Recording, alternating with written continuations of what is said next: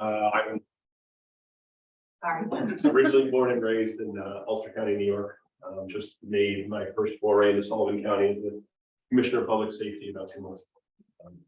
So my background is all the different disciplines that kind of encompass preparedness, emergency management, EMS, fire, law enforcement, and emergency management proper in the last 23 years. Most of which was in New Paltz, New York. I currently live in Walkill, New York, just over the border. And took over the division of public safety, like I said, a couple of months ago, which includes a few different departments. We have the Bureau of Fire, which for the most part is your typical volunteer or career fire departments throughout Sullivan County. That includes a coordinator for the Fire Bureau of Fire, as well as some deputy coordinators, fire investigation unit, and some other stakeholders there. We have a Bureau of EMS, which includes an EMS coordinator that coordinate with the local town ships, the volunteer ambulance corps, the commercial ambulance services. Deputy coordinators there as well, 2 of those. And they do a lot of outreach for training, education, recruitment, retention, those types of things. We have the probation department. Obviously what they do. A fantastic group of people that are really focused on really helping people and getting them back on the right path. Some other things that we do, the traditional homeland security, emergency management, that kind of preparedness, mitigation, response, recovery type stuff. And we have a really strong partnership administratively with some other members of the Division of Public Safety, which of course include law enforcement. The Sheriff's Office is probably our closest partner in our day-to-day work. The District Attorney's Office, Public Defense, Animal Control, the Coroner's Office. So that's kind of just the general 5-cent tour of the Division of Public Safety and what we do. But more importantly, how it relates to you all. Things that we focus on that are of supreme importance to us. River safety, obviously, but things like climate resiliency, how we can plan for that in the future, how that impacts the Upper Delaware Council, what you all do, and what we can do to support that, whether that be providing training, working with the townships, and the other partners and stakeholders from New York and Pennsylvania and the national level as well. We have a training center in Bethel. We try to grow that from the typical singular focus of fire service training into a more comprehensive and holistic training resource for Department of Public Works and more public health and the more non-traditional stakeholders that we work. So that's kind of our focus as we move forward, and we hope to grow the division. Again, with kind of that resiliency focus and maybe a little more atypical approach to global emergency management and mitigation. So that's a little bit about me and kind of what we do, and I think maybe probably the most valuable will be for you all to ask any questions you might have, and although I am new, I will certainly, if I don't have an answer, try to get you an answer. And I know that some of the priorities for both us and for you include broadband access and wireless access, communications, radio service, and homeowners, and things like that. So what I can answer, I will, and what I can't, I'll get you the answer, and I'll get back to you. And before I leave after this, I will leave you all with my business card, so you have my email and my phone number and my cell phone, so you can always feel free to reach out anytime. Does each municipality have a representative to participate or coordinate with your department? So the way it works is it kind of in those silos of the different agencies within the division. So when you talk about EMS, we have an EMS advisory board. That EMS advisory board includes representatives from each of the volunteer ambulance corps as well as the commercial ambulance corps. They meet every other month. We just met last night in Bethel. And that's kind of a steering committee. It's an arm of the legislature who's really meant to focus on mutual aid, training, recruitment, retention, and come up with the best path forward for that. So the fire service is similar. There's a fire advisory board, fire commissioner, or a fire coordinator, and then the deputy fire coordinators, and they are in battalions throughout the county representing the individual departments in those schools.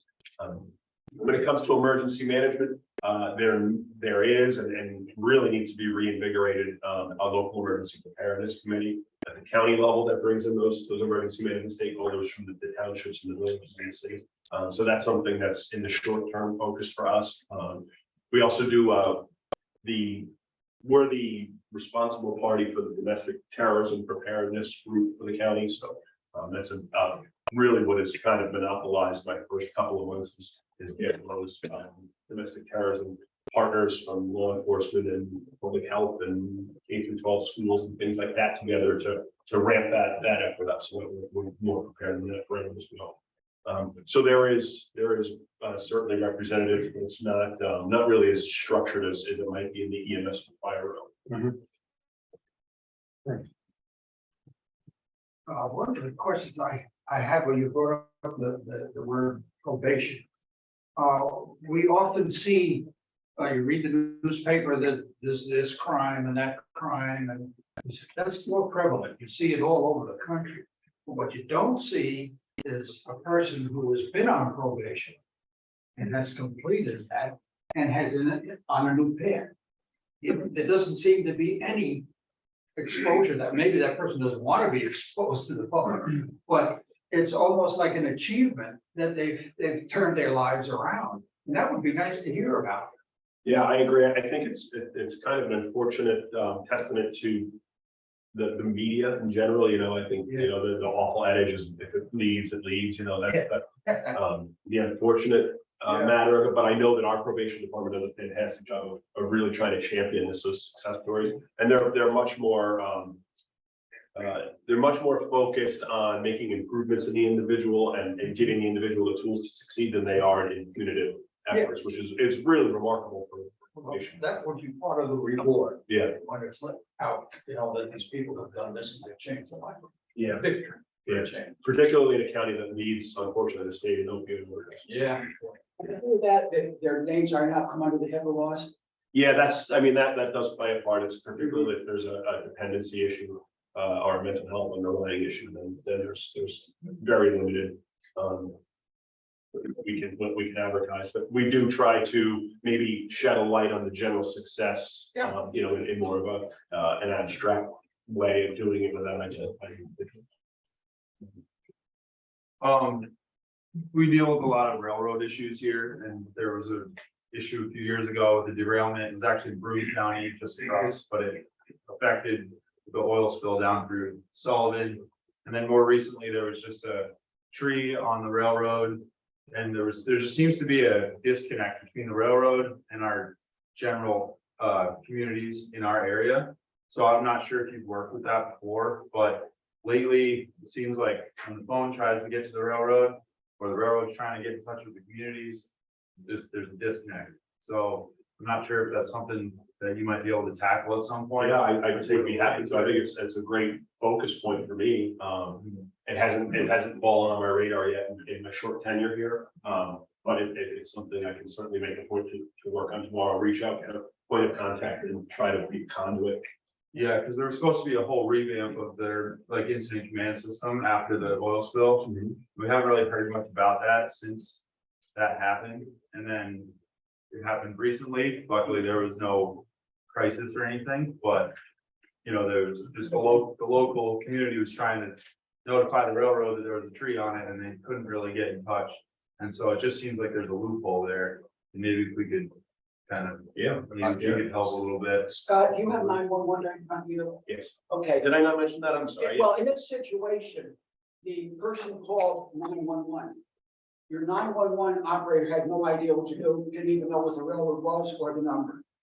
The incident was on more involved. July 14th, just so you can track it back, in Calhoun specifically, where an employee at a local business had observed the tree fall across the track, tried to call 911 to get help to contact Central New York Railroad, and was told by what we hear, which is third hand, that the operator didn't have a phone number and couldn't make any sort of reference, and then ended up calling people who work with the Presentation-Sullivan and have a train station there, who then got them in touch with Norfolk Southern, and I'll yield to Larry on this since you were involved in it. What happened next? Yeah, that is what happened. A young lady, a tree had fallen across the railroad in Calhoun. And doing the responsible thing called 911. And the operator couldn't help her at all. Didn't know what number to call, didn't know who to call, and suggested that she get in touch with the railroad. She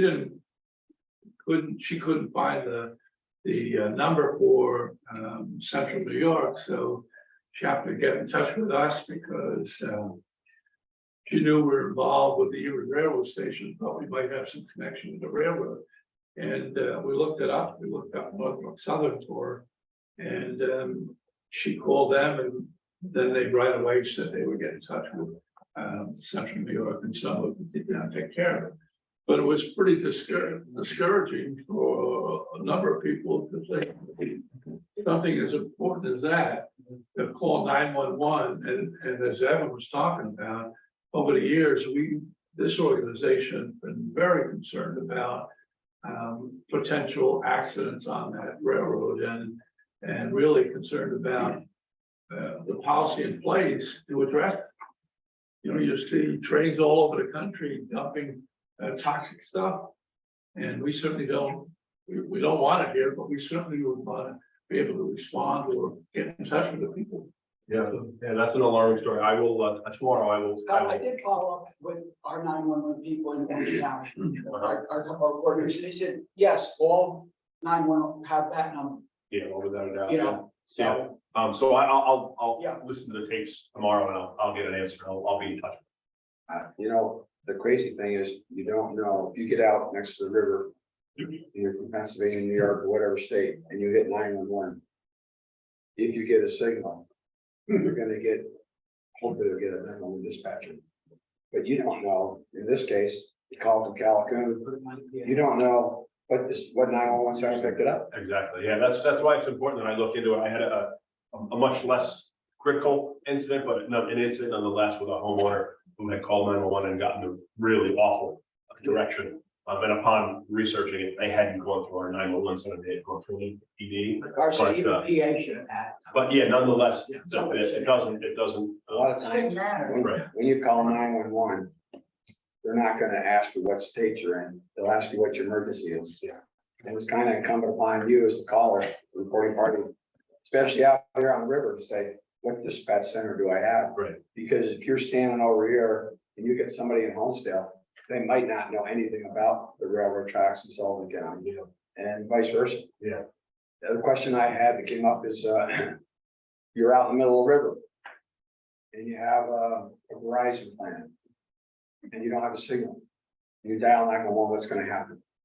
Yeah, so I don't want to speculate, but I can tell you that we recently spoke with Verizon because we noticed more frequently, and not necessarily in the summer months, but more frequently in the last few months, that we would have an SOS status on our cell phone. And I assumed it was a capacity issue and that the service was just overwhelmed. So our 911 coordinator called the Verizon connections and said, what's the deal here?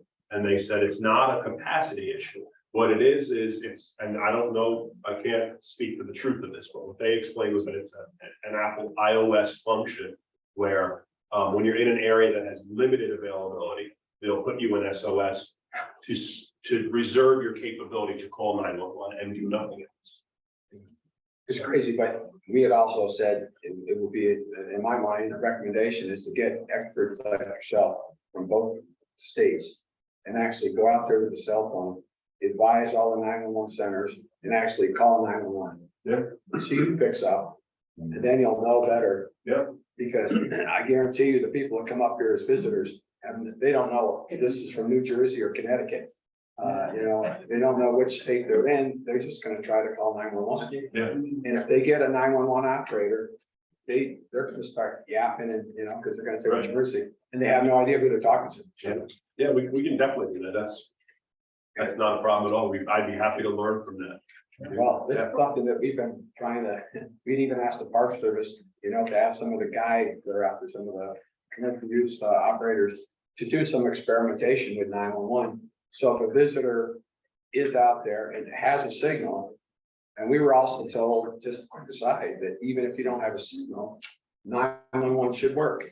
But I've heard the same, we don't know as fact though, because we had another guy from AT&T that came in. We asked him that, he goes, what are you talking about, Willis? I mean, he didn't really, Yeah. he really didn't know. Right. But boy, I tell you, I mean, people in your position, that would be very, very important from a public safety standpoint to find out who are you gonna get? Does it work? Try, take an AT&T, all different phones out there and try it in different spots. Because you're amazed, the 911 or your cell capability has increased over the years. But there's still a confusion as to who the hell you're gonna talk to when you get 911, if you get it. So that would be very important in my mind. yeah, I will definitely do that, yeah, absolutely. Thank you. Yes. Another incident we've talked about over the years is the fact that of our location being downstream from the Delaware River Basin reservoirs, the New York City reservoirs, and we've always been concerned in the incident of a mishap or a dam breach, basically. The early notification process is very sketchy here as to how we would find out. We've seen the studies of how many minutes it would take, for a torrent of water to get to various communities, and that doesn't always leave enough time to notify everyone to evacuate or get out or whatever the case may be. At one time, we had talked about, what about going old school and just equipping the fire towers here with whistles that would go after some sort of really simple, low-tech system. We know that New York City DEP invests in all sorts of public safety protocols to do, repeat calls and text messages and that sort of thing. But how's a text message going to work if you don't have a strong enough signal to hear it? So I don't know if you have any thoughts on that, but that is something that's always been a concern to us, is how do we get the word when something catastrophic has happened? Yeah, I think you hit the nail on the head, right? Don't reinvent the wheel. What works, I think, it may be difficult for residents to discern the difference between the fire whistle for a fire and the fire whistle for a potential dam breach, but certainly there's more than enough platforms out there in terms of mass notification that K-12 and colleges and universities use. A similar function would be certainly an easy fix to broadcast some type of a pre-prescribed alert. They do it in the Midwest for tornadoes. It's a common thing. It wouldn't be a heavy lift. It would be more about funding and procurement and that process and deployment and training. But that's certainly something that we could look into and see if maybe there's grant funding out there. Obviously the first step would be to see if it's been utilized elsewhere and it's been successful. But yeah, we can certainly look into that. Scott, Sparrow, we don't use the whistle anymore, but it's still there. And if there's an emergency, it's a steady whistle. It doesn't cycle. And I Yeah, think so that's a functionality that not all the fire companies have, unfortunately. most fire departments anymore use pagers. They don't. Yeah. Very few of them have whistles anymore. I think Lumberland still does. Yeah, well, they still use a pager. Yeah, they still use the pagers again because they don't have the whole coverage. Yeah, yeah, and some have the steady tone for EMS calls versus the wheels for. And I mean, everything comes in on a phone too now. Yeah, I get all the Flintstones Roach on a phone. yeah, it's a big difference in the last 5 years, right? It is. Yeah. Right, Maureen, maybe you were, or maybe the members, somebody remembers, years ago, we talked about this and it was kind of downplayed using a signal. But I think we were told, I want to say it was up in the Bovina area, that they were using a system like that. So I've always thought it was a really good idea for people out there to be able to alert people out in the river to use some sort of a siren effect. If I remember, Larry, we had that discussion and they were having trouble getting the sirens repaired because so few are being used. There was only one company that services them, and I think they're in the Midwest. But I'm going, yeah. I mean, that was just. I mean, they could electrify the thing too. I mean, Yeah, so there's quite, it grew out of the college and university active shooter concerns. Companies like Alertus, Everbridge, Cooper Wheelock, they all operate in that realm, and they have voice over internet protocol, wireless, hardwired, old copper line, plain old telephone system. They have all of that different functionality. It was really relatively easy, push a button Yeah. activation. And you can marry it with, text message, mass notification alerting. And that's really kind of how you'd end up relying really on wireless alerting, because the tone would just tell you basically look at your phone, and then you get real actionable direction from that. Whether it be, an alert through, Albany, Division of Homeland Security or local. Any more questions? Okay, great. Well, thank you for your time. I'm gonna leave you all with my card. Yeah. So that you can reach out anything else, got my phone number on it. And, Anything? don't run away because it's the. Position of UDC.